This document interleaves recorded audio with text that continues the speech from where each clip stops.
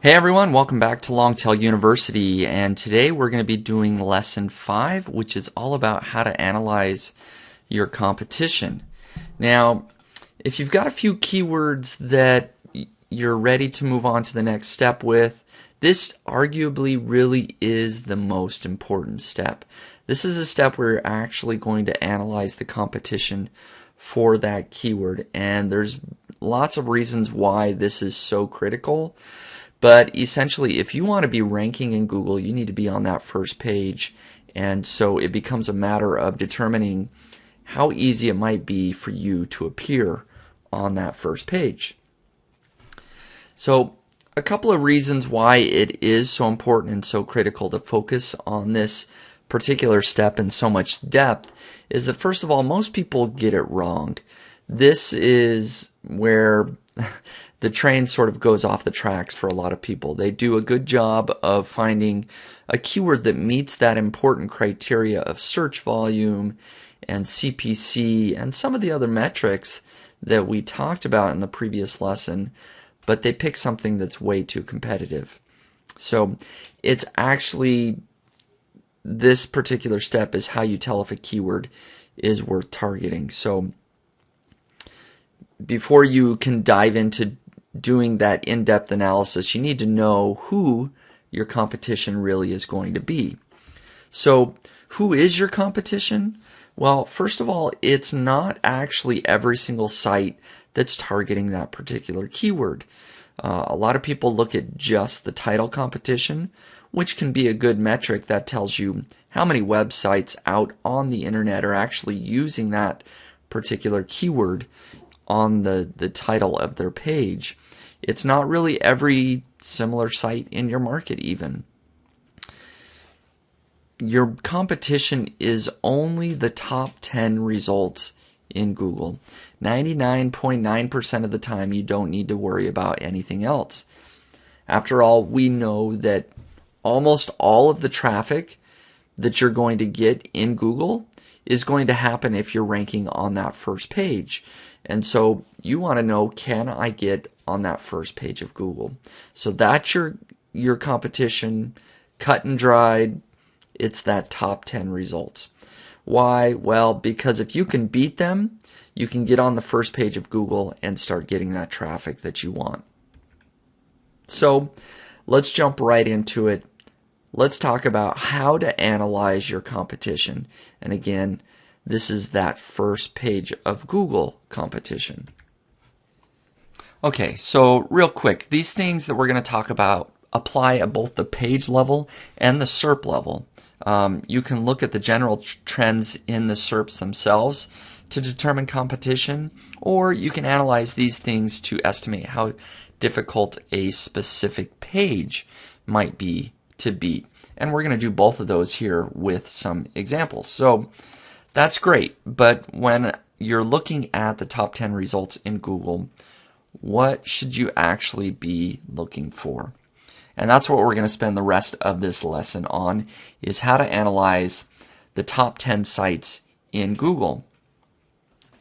So this particular slide here is going to be a very important one. We'll have a cheat sheet for you that you can refer back to very often. But these bullet points that you see are exactly what you need to be looking at. So here's an example of what I like to see in the top 10 results. I like to see sites with lower quality content or doesn't fully answer the search query.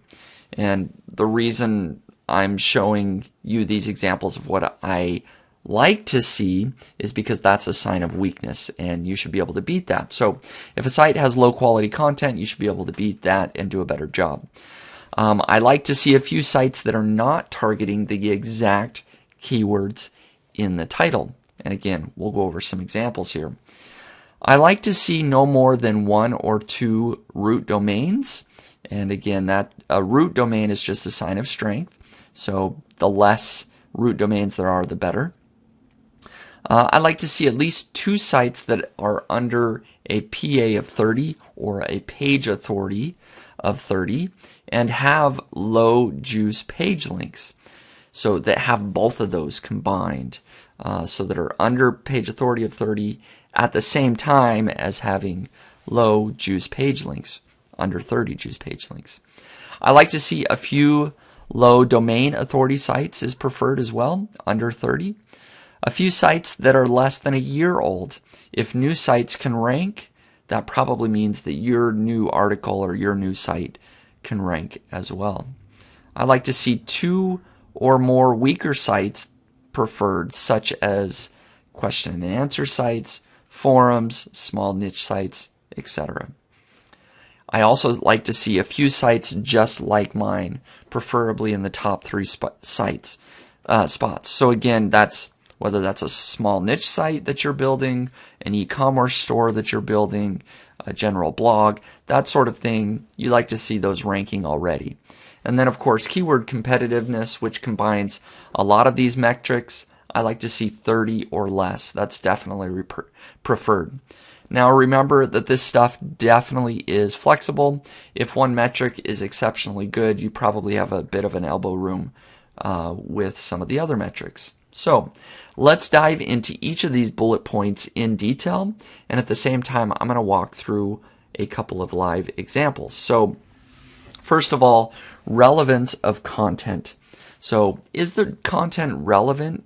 Is it answering the questions the searcher is truly asking? Is it solving the problem? Is it doing it in a specific, relevant way? And of course, is the content good? So overall, less relevant content is going to be less competitive. So pay more attention to the top few results here. So if you see the top 3 or 4 results and 1 or 2 of those has irrelevant content, something that doesn't match the search query exactly or doesn't answer the question of the query quite well enough, that's a sign of weakness. So let's start here with our example. Let's pull up Longtail Pro and see what we can do here. So previously we started a campaign, the LTU, the Longtail University campaign. We only searched for a few seed keywords, but I'm sure that we can find something here for example purposes. I favorited just a few of these keywords. So if I sort by favorites, I can see what's pulled up here. So let's go ahead and I want to find a primary keyword, so something that has over 2,000. So we're going to dive into one of these 5 keywords. Let's just do the top one here, best pocket knife. And so if we do that, that pulls up the top 10 results in Google, and we can start seeing what the competition looks like. So for this first step, we're just looking at relevance of content. I want to cover that bullet point. So is the content of these ranking sites relevant? And I'm just expanding some of these columns so you can see the page title. So the title and URL are here within Longtail Pro. I want to know, are they targeting my exact keyword? So are they using best pocket knife in the title of their page? And of course, Longtail Pro bolds that for you. So I can see that the top result definitely is using best pocket knife. So is the second one.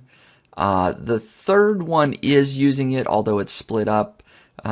It's still got all the keywords there. Same here, best pocket knife. And notice that knife and knives really are counting for essentially the same thing, and that's very typical. This result here, how to find the perfect pocket knife, is not using the exact keyword. So that is one small sign of weakness there. And then also here, this one that says just folding knives, knife center. It is not using best pocket knife. So a couple of very minor signs of weakness there. So that's a good thing. That's not enough to make a decision, of course, but I do see that there are a couple of instances where it's using folding knives instead of best pocket knife. So that is a sign of weakness. All right, let's go back over here now to our presentation and see what's next. Optimized page title, which is essentially what I just looked at here. Do the page titles contain the keyword? If so, how many of them? Do they contain the exact keyword in the title? Again, if there are a few or even all of the results that don't contain the keyword in the title, the keyword will be less competitive. Now, I should go back to our results here. And really what you want to do, if you want to dive deep, and I usually wouldn't do this deep dive until after I had analyzed all the statistics, but you would come back and let's say I'm feeling very good about this keyword and I felt like I wanted to target it. I would then start looking at, well, is the actual content on some of the pages of these sites relevant and what would I do better? And so at that point, this result that just knifecenter.com doesn't look 100% like it's using best pocket knife. So I would look at the content on the page to see if I could do a better job.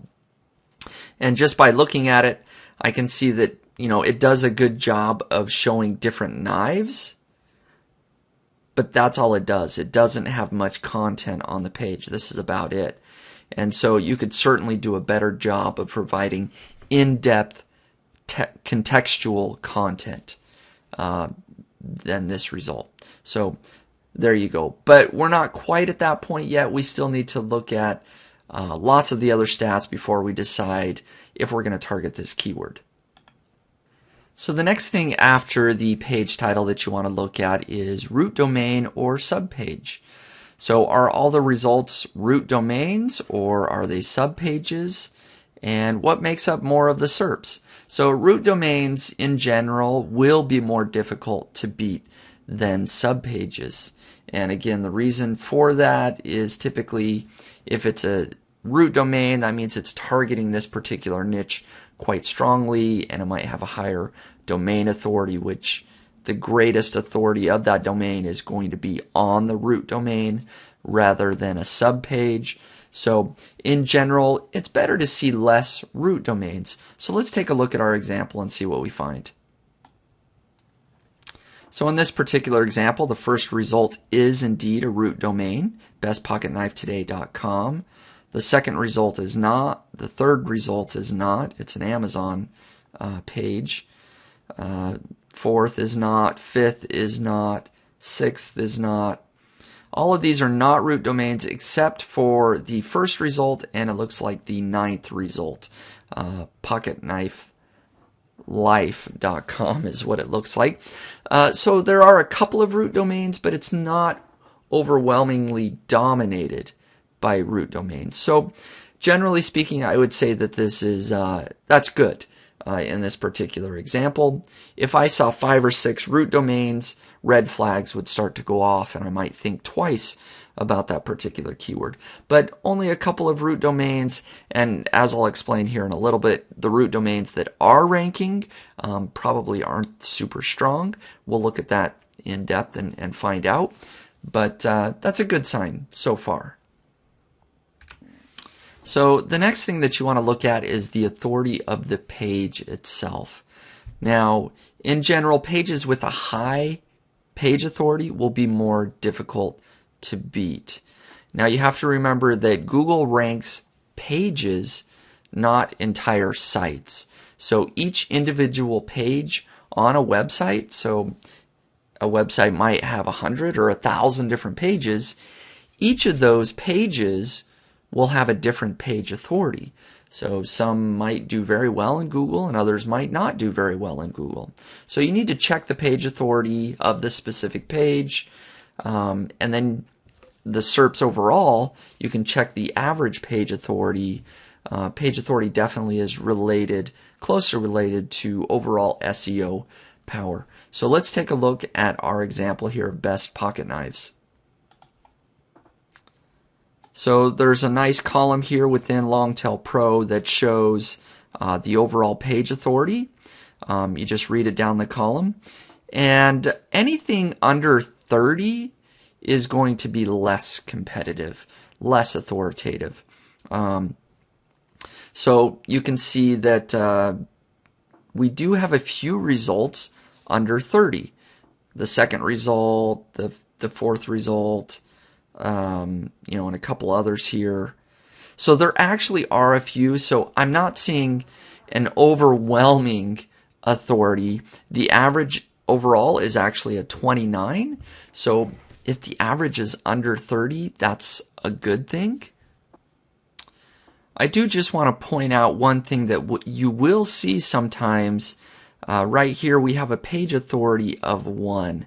Now that actually is provided by Moz.com, and what that means when you see a 1, that means that a page authority has not been assigned yet. So that's not truly accurate. That just means it's either a newer page or Moz, for whatever reason, hasn't assigned a page authority. So in those cases, what I like to do and what I recommend that you do is you look at the domain authority and then you divide that by 2 and assume that that is the page authority. So 48 divided by 2 is 24. So this page, this result has a page authority of probably about 24. So that will adjust the average just a little bit there. So be aware when you see a 1. Don't get super excited. Go ahead and look at the page authority, or the domain authority, excuse me, first to determine what's going on here. So overall, I'm seeing a few results that I like. I see 4 or 5 here that are less than 30 in page authority, and in my book, that means lower competition. Next, we want to look at the page links. How many total links does a page have? And how many juice links does it have? And I'm going to explain the difference there in just a second. But if you're looking at the SERPs, look at the general trend of whether there's lots of links or not very many links. Great keywords will have competition with very few links. The results in the SERPs for my favorite keywords typically have almost no links, or at least almost no juice links. So you've probably heard SEOs talk about how important links are. They are very important, but as you can see, it's just one factor. There's all these other factors we've already looked at and are going to look at, but we certainly do want to look at how many other websites are linking to this content, are linking to this page. So let's pull up our example here and take a look at that. We've got the page links column here, and then the juice page links. So page links is really just any link that's pointing to that page, whether it's no follow, do follow, has authority, doesn't have authority, whereas juice links are ones that actually carry juice, which is a term used by Moz, but essentially just does carry authority and does carry is a do follow type link. So the juice links are really the ones that matter in the grand scheme of things.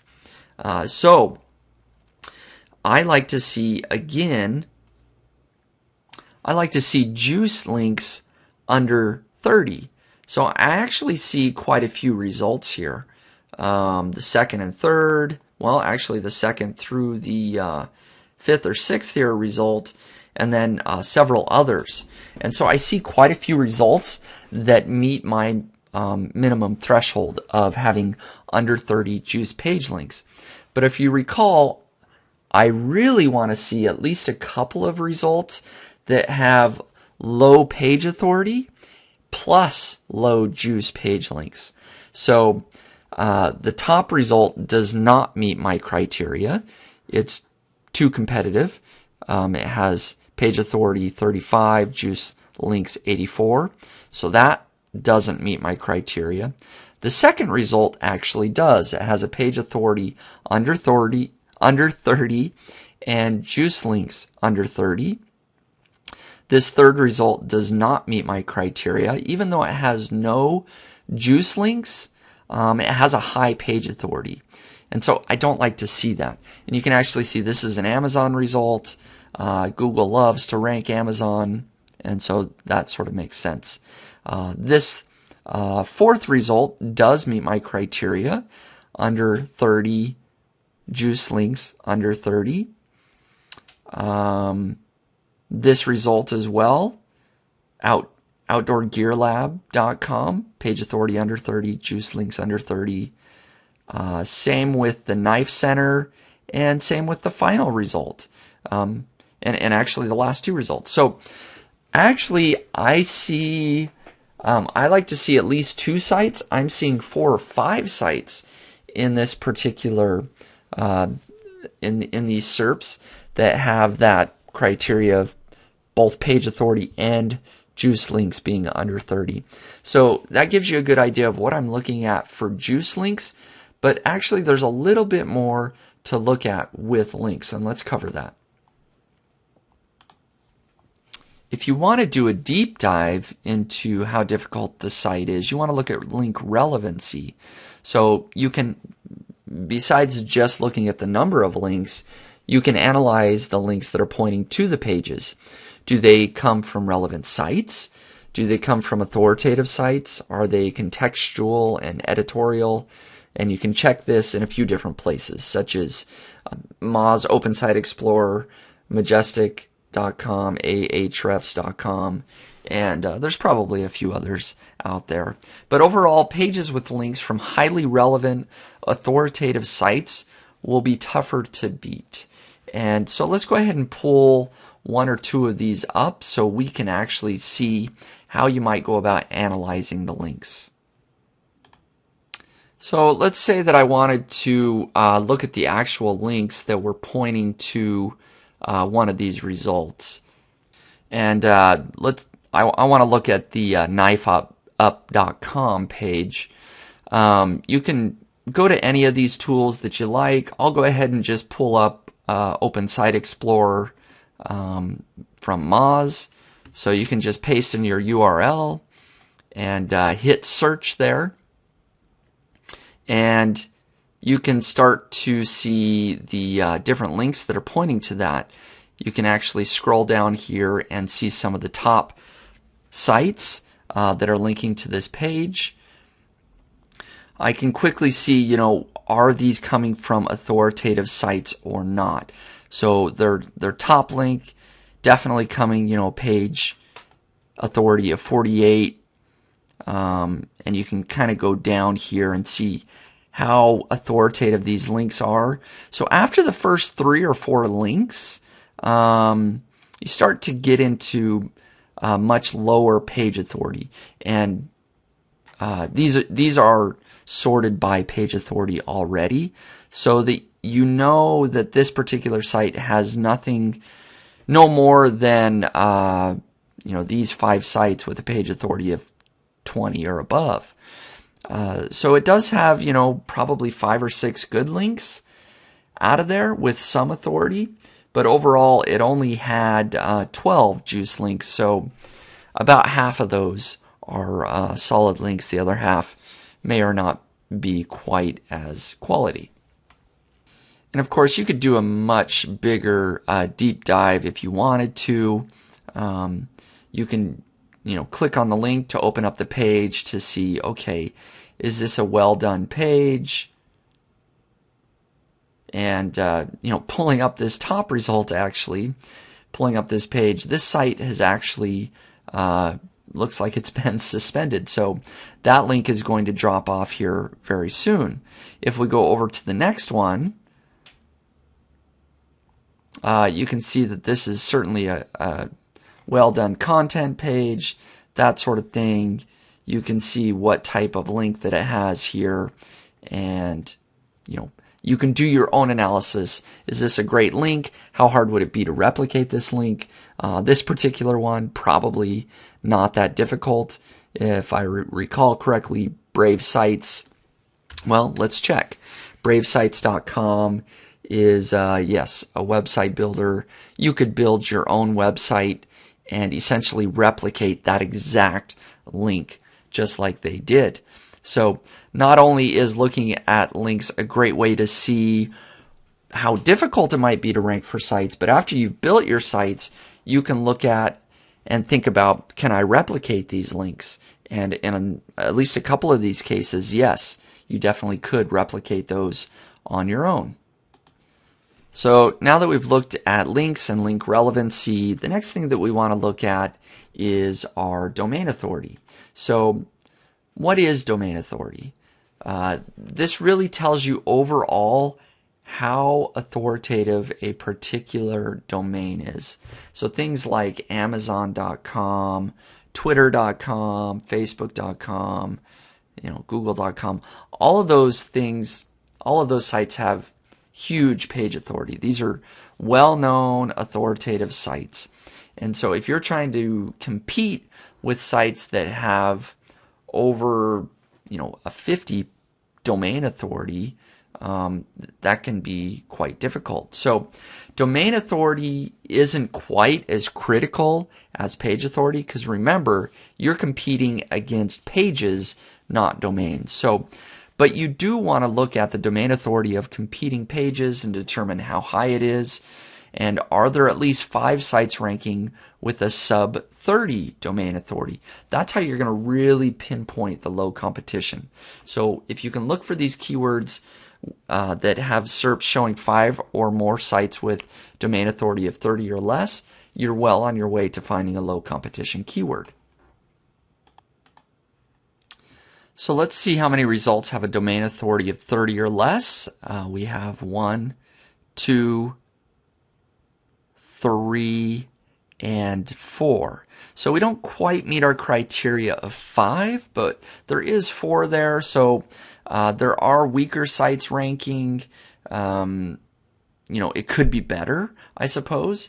But again, the 5 is the metric that really is an aggressive metric. If you have 5 or more sites that have a domain authority of 30 or less, that's a very, very good sign. In this case, it's not perfect, but we'll take the entire picture as a whole. But it is important to look at domain authority overall. The next metric that you want to look at is site age. How old is the site? Age is definitely a known factor for ranking. The older a site is, it tends to rank better than newer sites. So look for keywords that have lots of young sites if you can. If there's a few results of sites that are half a year old or something like that, that's going to be much easier to rank for than a result that has tons of sites that are 10 or 20 years old. So in our particular example again here, this last column is site age. So I like to see sites again that are around a year or less old. So I do see a few results. The second result is just over a year. The 5th result is just over a year. And then this 9th result is only half a year old. So I see some good signs there.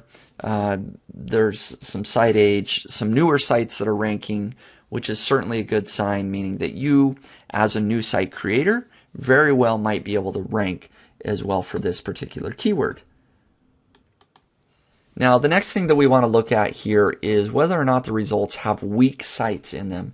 And this really is probably the most important thing to look for when analyzing your competition. It's almost a way of Google telling you, hey, there's weak sites here. If you do a better job than these weak sites, you could rank. And so the things that I like to look at and see in the results are forums, small niche sites, affiliate sites, article directories, or question and answer sites.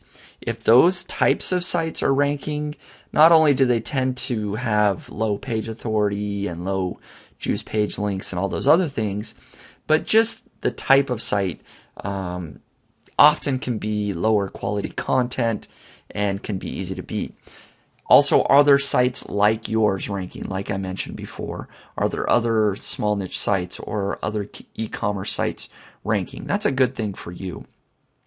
The best keywords will show that your kind of site can rank for that keyword. So let's take a look here. So we'll just take a look at a few of these results to see what kind of sites they are. You can probably tell by the name of many of them. This is going to be a small niche site, the #1 result, but let's pull it up.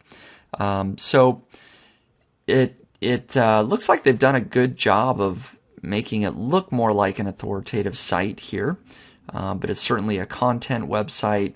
It's a review website. I can see that if I click on some of these, I'm sure it's going to take me over to Amazon, which, yes, it does. So it's a small affiliate website.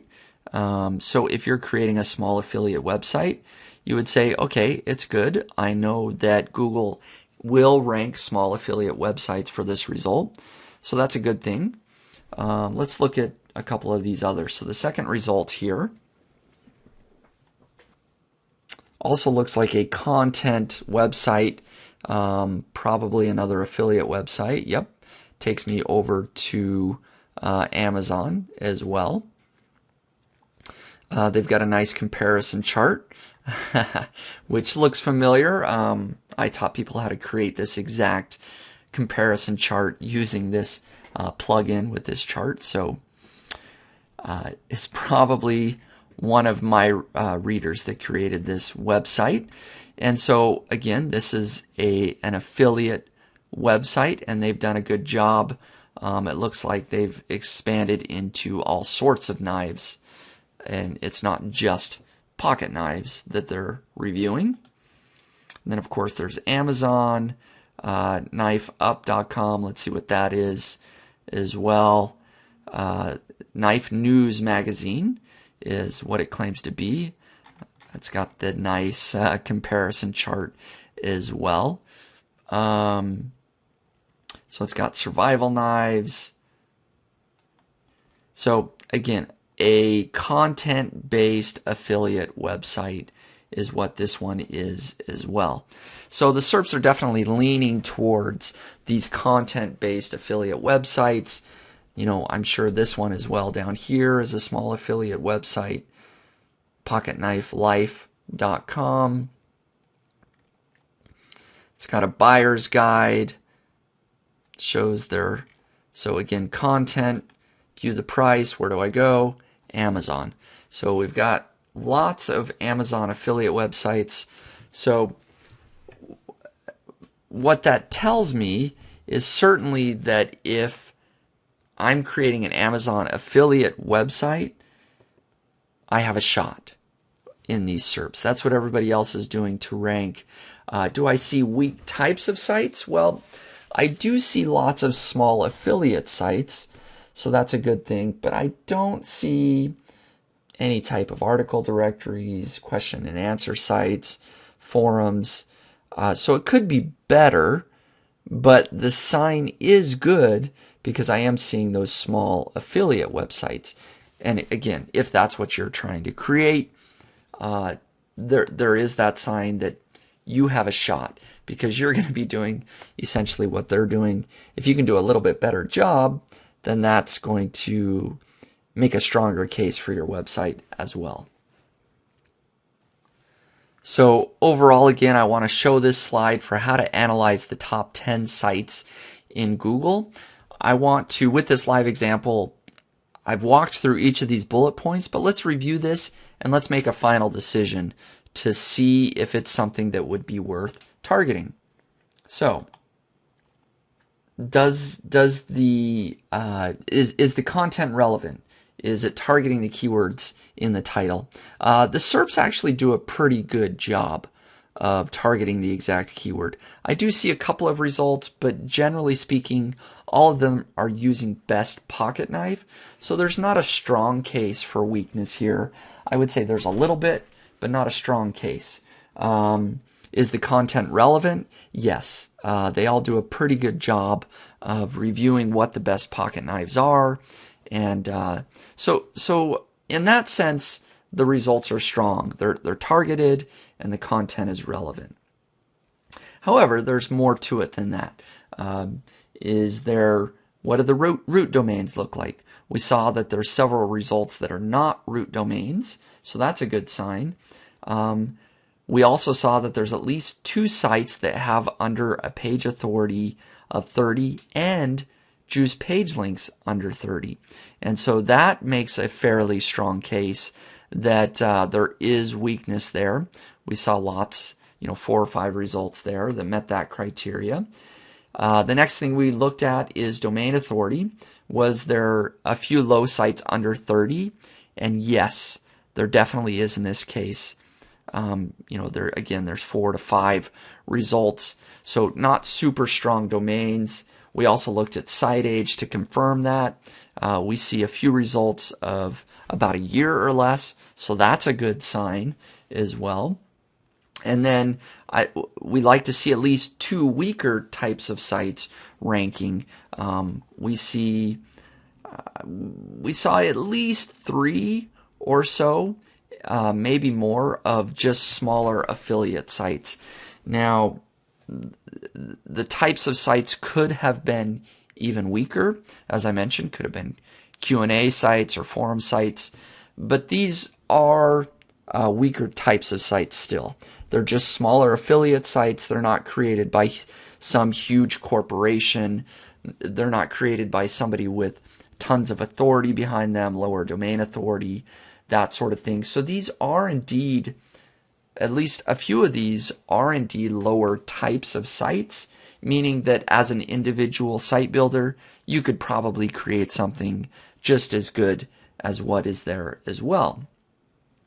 And again, preferably in the top few sites, you like to see sites that might be just like yours. So the number 1 result is a small affiliate site. So if that's what you're creating, that's a good sign for you. And then overall, to kind of wrap up all of the stats into one, is the keyword competitiveness, which you've seen here, I'm sure. But overall keyword competitiveness here of 26, it looks like. That meets the criteria of being under 30. If you recall our cheat sheet for what keyword competitiveness that you want to be looking for, we want to see results that are under 30. And so 26 is very good. Almost all the signs are pointing to this as potentially a great keyword that you can target. Overall, I would call this a low competition keyword. This is something that if you wanted to write a pillar article on best pocket knife, you would have a good shot of ranking for this particular keyword. Now, of course, there's a lot that you would need to do. You would have to write great content. You would need to try and do a better job than the SERPs are doing. You would need to build links to your page, but in this case, not a ton. And it would take a little bit of time. But this is not a crazy keyword to try and rank for. This is a low competition keyword, generally speaking. It meets the criteria that we walk through step by step as a good keyword. And so I would have no problem recommending this particular keyword as a good primary keyword or pillar article. So there you have it. We picked at least one good keyword, and we're going to also go through a couple of more throughout the series of the course, but here's one that we walk through very much in depth. So again, here's all the criteria that we looked at.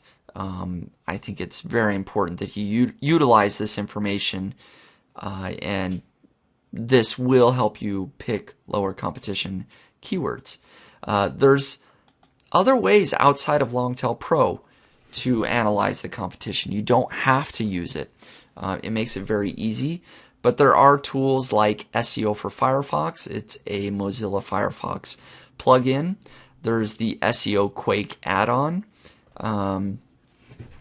And those couple of tools don't give you everything that I just showed you, but they do give you things like site age, the number of links pointing to the page, and they help bold the titles and a couple of other things to help you understand how authoritative the pages of the SERPs are. There's the Majestic Backlink Analyzer, which again is a Mozilla Firefox add-on that you can use. There's also Chrome extensions as well, so you can do some searching if you want to use Chrome extension. So these few are free tools. They don't give you everything in Longtail Pro, especially not the KC calculation, but they can help you get started. And then finally, I will mention that there is the Moz keyword difficulty metric, which can be great as well, but that costs $99 per month, so it's a little bit more expensive because you have to buy the entire suite of tools that Moz offers in order to get the Moz keyword difficulty. So there you have it overall, how to analyze the competition. We walked that through in depth.